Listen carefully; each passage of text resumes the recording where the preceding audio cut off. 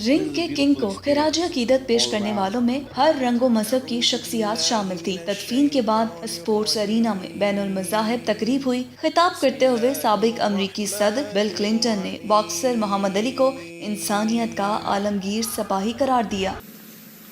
It's the gifts we all have that should be most honored today, because he released them to the world.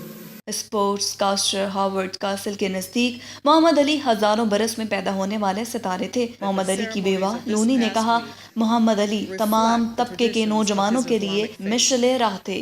And as a family, we thank the millions of people who, through the miracle of social media, inspired by their love for Muhammad, Mohammad Ali की बेटी मरियम अली ने वालिद के लिए लिखी गई खुसूसी नज्म भी पढ़कर सुनाई। So many have shared personal stories about what you have meant to them, and you have exemplified values and qualities that have enhanced their lives.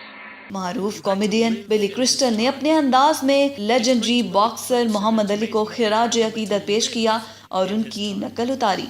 Watching his fights, experiencing the genius of his talent was absolutely extraordinary. Everybody's talking about George Foreman. I want to talk about George Foreman. George Foreman was ugly. He's so slow.